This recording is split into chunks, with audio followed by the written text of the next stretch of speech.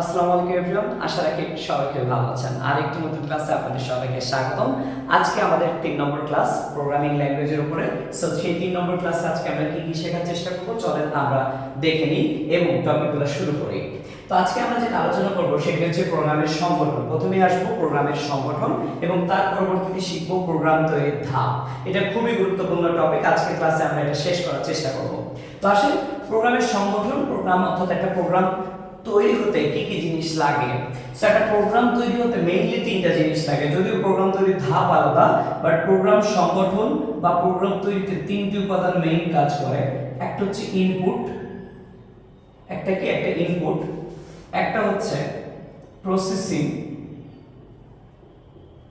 Process বলতে পারি, আরেকটা হচ্ছে আউটপুট। এই তিনটা হচ্ছে প্রোগ্রামের সংগঠনের ধাপ।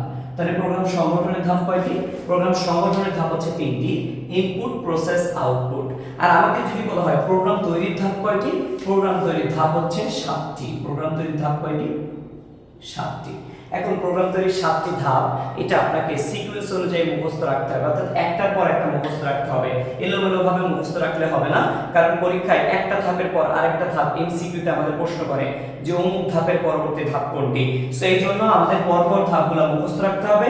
এখন 7টা ধাপ পরপর মুখস্থ রাখা খুব কঠিন বিষয়, তার কারণে আমরা খুব সহজ একটা মাধ্যম দিয়ে এটা মনে রাখার চেষ্টা করব। সেটি হচ্ছে এই যে আমরা একটা লেখা লিখতেছি, I am designer, I am designer, then কি লিখছি, কোডিং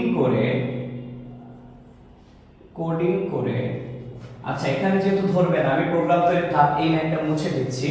সো কোডিং করে, ইমপ্লিমেন্ট করি,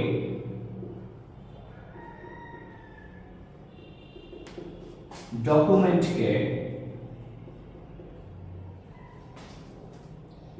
মেইনটেইন করার জন্য।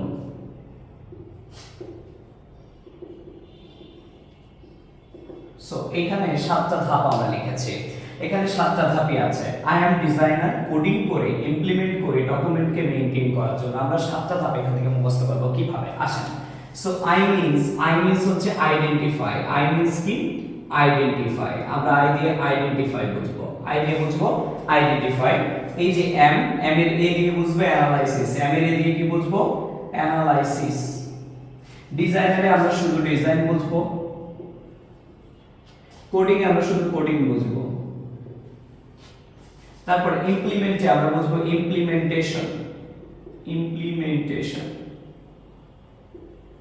ঠিক আছে।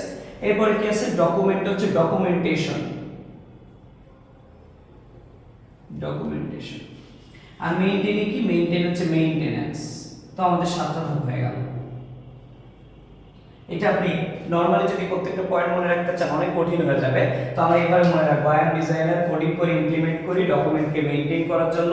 আই মিন্স আইডেন্টিফাই, এ তে অ্যানালাইসিস, ডিজাইনে ডিজাইন, কোডিং এ কোডিং, তারপরে ইমপ্লিমেন্টে ইমপ্লিমেন্টেশন, ডকুমেন্টে ডকুমেন্টেশন এন্ড মেইনটেইনে মেইনটেনেন্স।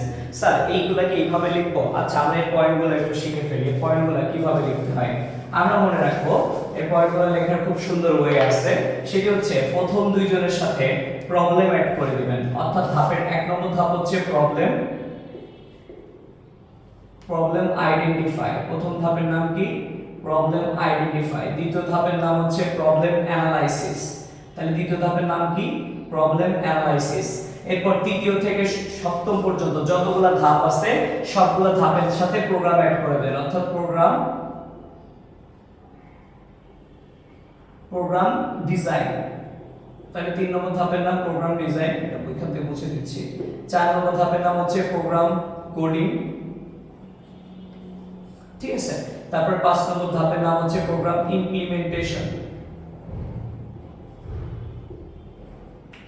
তারপরে 6 নম্বর ধাপের নাম হচ্ছে প্রোগ্রাম ডকুমেন্টেশন। 7 নম্বর হচ্ছে প্রোগ্রাম মেইনটেনেন্স। সো এইভাবে আমরা খুব সহজে 7টি পয়েন্ট মনে রাখতে পারি একটা ছন্দের সাহায্যে। আই এম ডিজাইনার, কোডিং করে, ইমপ্লিমেন্ট করে, ডকুমেন্টকে মেইনটেইন করার জন্য প্রত্যেকটা পয়েন্ট আমরা এইভাবে পর্যায়ক্রমে মুখস্থ করে ফেলবো এবং প্রথম দুইটার সাথে প্রবলেম অ্যাড করব, পরের পাঁচটার সাথে প্রোগ্রাম অ্যাড করে দিলেই আমাদের শেষ।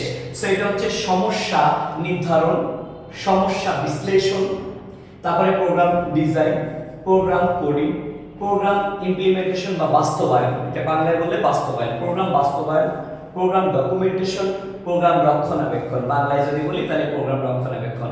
সো যাদের বাংলাতে লেখা ইচ্ছা বাংলাতে লিখে ফেলবেন। তো আশা রাখি আমরা এই যে প্রোগ্রাম, আদর্শ প্রোগ্রাম বা প্রোগ্রাম তৈরির ধাপ কয়টি সেটা আমরা খুব সহজেই লিখতে পারবো। আমরা চলে আসি এবারের টপিকে। এবারে আসি আমরা প্রোগ্রামের ভুল নিয়ে। প্রোগ্রামের ভুল মানে কি? ভুল মানে হচ্ছে এরর। ভুল মানে কি? এরর। একটা প্রোগ্রামে কি কি ধরনের ভুল হতে পারে সেই ভুলগুলো নিয়ে আমরা এখন আলোচনা করব। তো আমরা মনে রাখবো প্রোগ্রামের ভুল হয় তিন ধরনের। কয় ধরনের? তিন ধরনের। আর আমি সবসময় চেষ্টা করি যাতে পোলাপান খুব সহজে শর্টকাটে মনে রাখতে পারে, তাই এটার জন্য আমি একটা সুন্দর একটা জিনিস লিখেছি, সেটা হচ্ছে সেল, ACL, সেল। আমরা মনে রাখবো প্রোগ্রামে তিনটা ভুল হয়, একটা এস ভুল, একটা ই ভুল আর একটা এল ভুল। এস ভুল মিন্স সিনট্যাক্স এরর। এস ভুল মিন্স, এস মানে হচ্ছে সিনট্যাক্স এরর। তারপরে ই মিন্স এক্সিকিউশন টাইম অথবা রান টাইম এরর। এল মিন্স কি? এল মিন্স হচ্ছে লজিক্যাল এরর। তাহলে প্রত্যেকটা আমরা মনে রাখতে পারবো। এস দিয়ে সিনট্যাক্স এরর, ই দিয়ে এক্সিকিউশন টাইম বা রান টাইম এরর, আর এল দিয়ে হচ্ছে লজিক্যাল এরর। সিনট্যাক্স এরর কোনগুলা? সিনট্যাক্স এরর হচ্ছে যদি কখনো আপনার কমা, বানান, ব্র্যাকেট, চলক, ঠিক আছে, চলক এগুলো যদি ভুল যায় তখন সেগুলোকে বলা হয় সিনট্যাক্স এরর। এবং আমরা মনে রাখবো কম্পিউটার একমাত্র সিনট্যাক্স ভুল হলে বার্তা দেয়। তাহলে কম্পিউটার কখন বার্তা দেয়? কম্পিউটার বার্তা দেয় একমাত্র সিনট্যাক্স ভুল হলে। তাহলে সিনট্যাক্স ভুল হলে কম্পিউটার বার্তা দেয়। এমসিকিউ তো অনেক বেশি আসে, অনেক বেশি ইম্পর্টেন্ট। তাহলে কম্পিউটার কোন ভুলের কারণে বার্তা দেয়? সেটি হচ্ছে সিনট্যাক্স ভুলের কারণে। আশা রাখি বুঝতে পারছি। এবং সিনট্যাক্স মানে আবার অনেক ক্ষেত্রে অনেকে বলে ব্যাকরণগত যে ভুল, ব্যাকরণগত ভুল, ঠিক আছে। সিনট্যাক্স মানে আসলে ব্যাকরণগত ভুল। আর এক্সিকিউশন টাইম বা রান টাইম এরর হচ্ছে অনেক সময় ভুল ফরম্যাট হতে পারে। ভুল ফরম্যাট মানে লেখা দেখা গেল একরকম হওয়ার কথা, আপনি লিখেছেন আরেক রকম হবে, অর্থাৎ শুরুর লেখা শেষের, শেষের লেখা শুরুতে, এরকম যদি ভুল করেন তাহলে সেটা হচ্ছে ভুল ফরম্যাট বা এক্সিকিউশন টাইম বা রান টাইম এরর হয়ে যাবে। এরপরে আসে লজিক্যাল এরর। লজিক্যাল এরর কি? যদি আপনি চিহ্নের ভুল করেন, চিহ্নের ভুল মানে দেখা গেল যোগের জায়গায় আপনি দিয়েছেন বিয়োগ, কিংবা আপনার হচ্ছে বড় চিহ্নের জায়গায় আপনি ছোট চিহ্ন ব্যবহার করেছেন।